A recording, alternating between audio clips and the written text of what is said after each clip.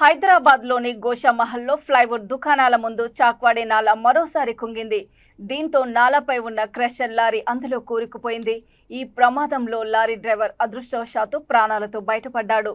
ఒకవైపు గతంలో కుంగిన నాలా పనులను పునరుద్ధరిస్తూ ఉండగా ఇప్పుడు అక్కడే మరో నాలా కుంగింది. దీంతో స్థానికులు తీవ్రంగా ఇబ్బందులు ఎదుర్కొంటున్నారు. నాలాను పూర్తిగా పునరుద్ధరించాలని గతంలో ఎన్నిసార్లు మొరపెట్టుకున్నా అధికారులు పట్టించుకోవడం లేదని స్థానికులు వాపోయారు.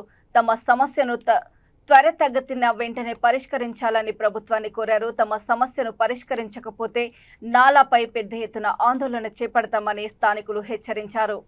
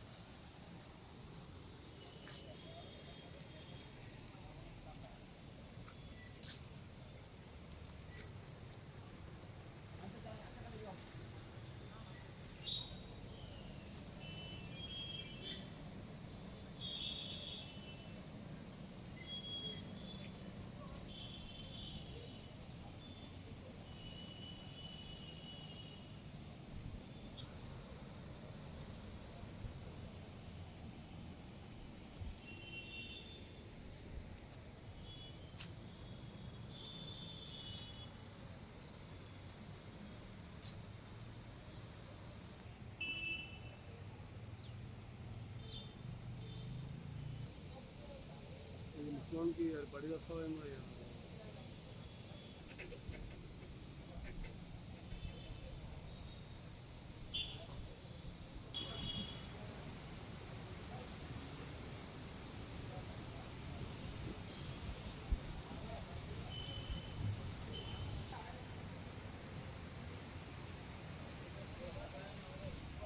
रोड नीचे डाल दिया। कैसा हुआ ये, क्या क्या करे थे?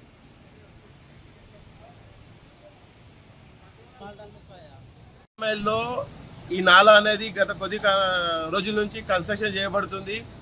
ఈ నాలా ఇరిగిపోయినప్పుడే మేము స్థానికంగా ఉన్న ఈ మహేందర్ గారికి, ఈ గారికి, అలాగే డిప్యూటీ కమిషనర్ గారికి మేము విజ్ఞప్తి చేసినాం. సార్, ఈ నాలా పరిస్థితి బాగలేదు, ఈ నాలాని త్వరగా మీరు పూర్తి చేయాలి అని చెప్పినాము.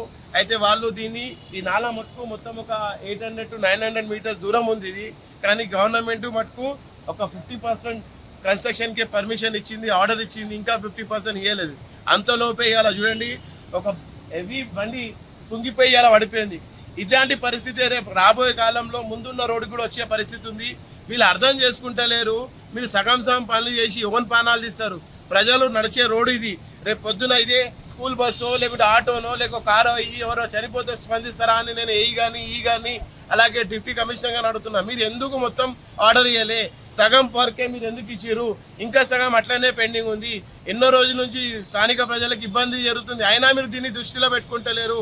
మేము ఈ కానీ అలాగే డిప్యూటీ కమిషనర్ గారు ఇప్పుడే విజ్ఞప్తి చేస్తున్నాం. సార్, మీరు ఇచ్చిన పర్మిషన్ సగం మట్టుకే ఉంది, ఇట్లా కుదరదు. మీరు మొత్తం నాలా కన్స్ట్రక్ట్ చేయండి. మీకు ఎందుకు కన్స్ట్రక్ట్ చేయలేకపోతున్నారు? అధికారులు దీని మీద స్పందించాలి. మీరు సగం పర్మిషన్ ఇచ్చి సగం పనులు చేస్తే ఇలాంటి ప్రమాదాలు జరుగుతాయి. దీని కాకుండా మీరు మొత్తం ఫుల్ ఫ్లెజ్ గా నాలాని కంప్లీట్ చేయండి. లేకుంటే రాబోయే కాలంలో ప్రజలు తీవ్ర ఇబ్బంది పడతారు. ఎవరైనా పడి చనిపోయిన విధంగా స్పందిస్తారా అని నేను ఈ సందర్భంగా అడుగుతున్నా. సార్, ఇది ఒక పెద్ద ప్రాబ్లం. దీన్ని మీరు చాలా లైట్ గా తీసుకొని ఒక 25%, 35% కడతాము, తర్వాత నాలా ఉంది కదా మంచిగానే ఉందంటే మీరు మంచిగా ఉందని ఎట్లా చెప్తారు? రేపు ఇప్పుడు ఇలా చూసిరు కదా, ఇట్లనే అది పడిపోతే ఎవరు జిమ్మేదారి? ప్రజల ప్రాణాలు పోతే ఎవరు జిమ్మేదారి?